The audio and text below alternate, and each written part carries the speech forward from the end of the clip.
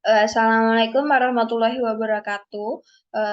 Baiklah, di sini saya akan menjelaskan tugas dari algoritma dan pemrograman nomor 2, yaitu tentukan nilai terbesar dan nilai terkecil beserta berapa banyak jumlah dari nilai terbesar dan nilai terkecil yang kita inputkan. Nah, nilainya di sini kita menggunakan IPK. Nah, program itu akan menampilkan output nilai yang terbesar itu apa dan nilai terkecil itu apa, beserta jumlah nilai yang memiliki terbesar dan jumlah nilai yang memiliki terkecil. Kemudian kita menggunakan array pada program ini karena agar dapat menyimpan nilai-nilai tersebut. Karena nilai tersebut biar tidak tertumpuk. Misalnya kalau kita menggunakan variabel biasa, kita kan tidak bisa menginputkan nilai yang berbeda dengan variabel yang sama. Nah, di sini kita menggunakan array agar bisa menggunakan bahwa variabel itu sama, tetapi nilainya berbeda. Nah, kemudian kita juga menggunakan variabel min max, max d dan min d dengan tipe data integer, i, j, n, ipk n, ipk i dengan tipe datanya integer. Lalu program ini akan meminta inputan IPK dari user sebanyak n kali, sebanyak jumlah mahasiswa yang diinputkan menggunakan perulangan for. Setiap inputan IPK yang diberikan akan disimpan pada array-array elemen IPK. Setelah itu, setelah meminta inputan, program akan melakukan perulangan for, yaitu untuk mencari nilai maksimum dan nilai minimum dari array IPK. Selama perulangan ini, program akan membandingkan nilai IPK dengan nilai max IPK dan min IPK yang telah ditentukan sebelumnya. Jika nilai IPK lebih besar dari max IPK, maka max IPK akan diganti dengan max D, akan diubah menjadi 1. Jika nilai IPK sama dengan max IPK, maka max D akan ditambah 1. Proses ini akan dilakukan secara terus-menerus atau serupa untuk mencari nilai minimum dan nilai min D. Setelah nilai maksimum dan minimum berhasil ditemukan atau ditentukan, program akan menampilkan nilai max IPK dan min IPK serta jumlah mahasiswa yang memiliki nilai IPK maksimum dan minimum. Nah, untuk pseudocode-nya, yang pertama itu begin, kemudian deklarasi variabel kan, variabel IPK. Di sini bisa kita ganti dengan n. Di sini maksudnya di sini maksudnya kayak batasnya. Batasnya tuh 50. Kemudian variabel max sama dengan 0, min sama dengan 0, variabel i sama dengan 0, j sama dengan 0, variabel i sama dengan 1, j sama dengan 0. Ini bisa kita singkat dengan variabel i, j saja.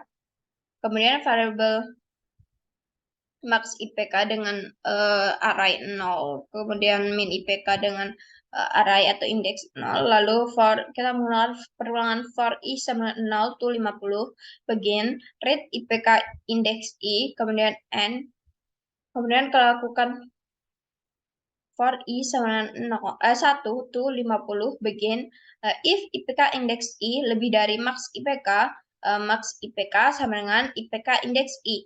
Kemudian if IPK indeks i kurang dari min IPK, min IPK sama dengan IPK indeks i, kemudian i plus plus, kemudian n. Kemudian for i sama dengan 50, begin, if IPK indeks i sama dengan IPK min d plus plus, kemudian if IPK indeks i sama dengan min IPK max d plus plus, kemudian n. Kemudian write nilai IPK maksimum adalah, write jumlah mahasiswa dengan IPK maksimum, kemudian write nilai IPK minimum adalah, kemudian write jumlah mahasiswa dengan IPK minimum adalah. Kemudian untuk flowchart-nya yang pertama start, kemudian n, IPK n, lalu max d sama dengan 0, min d sama dengan 0. Kemudian di sini kita inisiasi i awal sama dengan 0, kemudian dicek apakah i apakah I kurang dari 50? Jika benar, dia masukkan IPK ke. Kemudian lanjut ke IPK indeks I. Kemudian lanjut ke I++, lanjut lakukan perulangan sampai kondisinya bernilai salah. Kemudian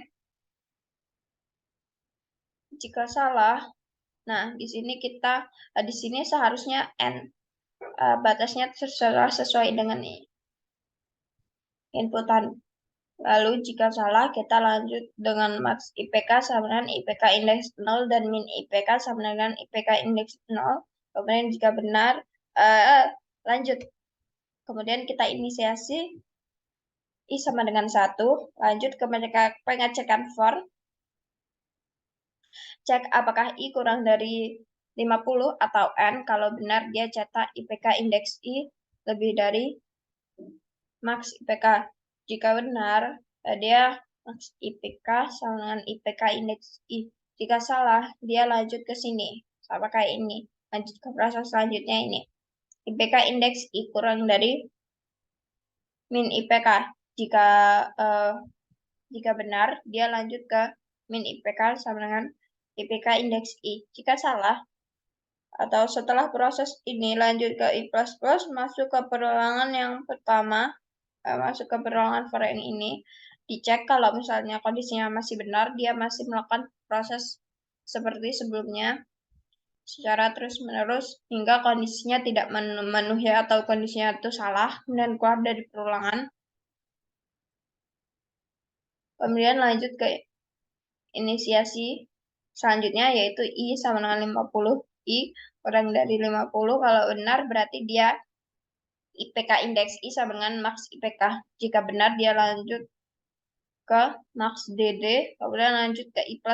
Jika di sini tadi salah pada pengecekan IPK indeks I sama dengan maks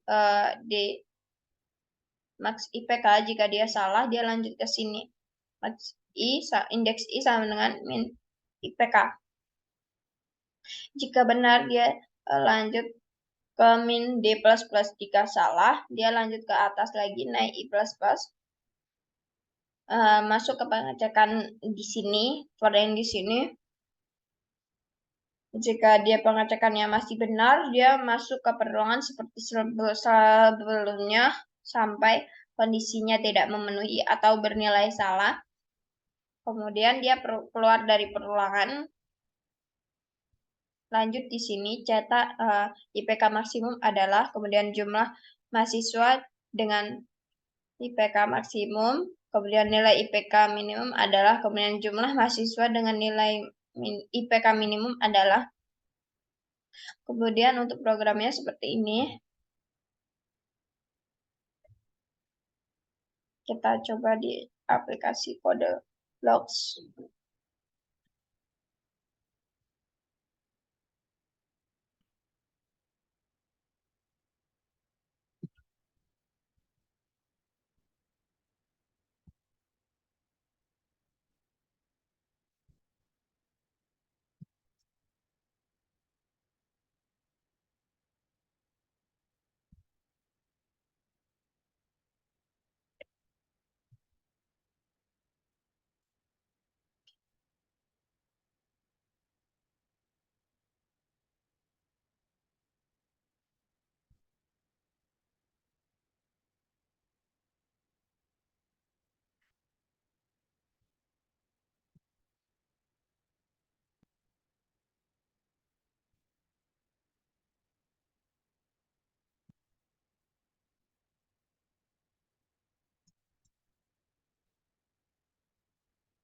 Karena ini berantakan, tidak enak dilihat, kita atur dulu.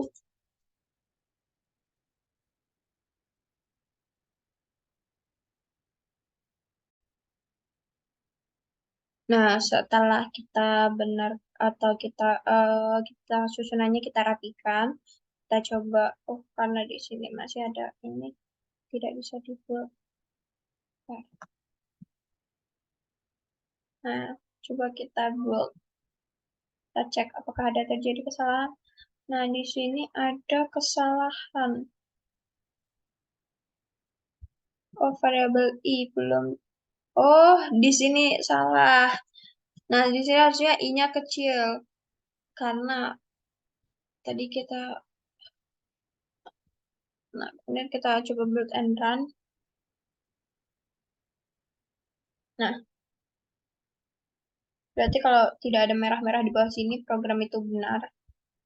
Lalu kita coba running, build and run. Nah, di sini misalnya kita menginputkan mahasiswanya ada 5 saja. Kemudian nilai IPK pertama kita isi, kemudian 9, lalu 1 bit.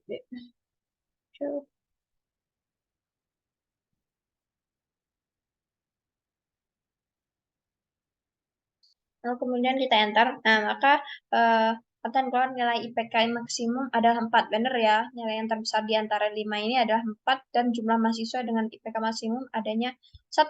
Kemudian untuk nilai IPK minimumnya ada 1,7 di sini. Benar. Lalu jumlah mahasiswa dengan nilai minimumnya terdapat 2. Benar bahwa nilai minimum yang 1,7 ini terdapat 2 mahasiswa. Nah, kita untuk running programnya.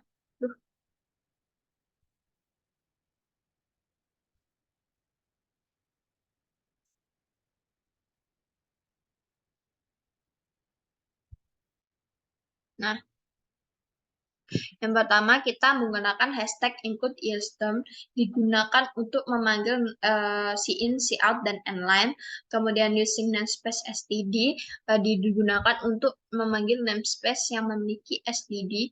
Kemudian in main itu program utama. Kemudian program mulai. Lalu ini kan kita pesan memory variable ni, max d, min d dengan tipe datanya integer.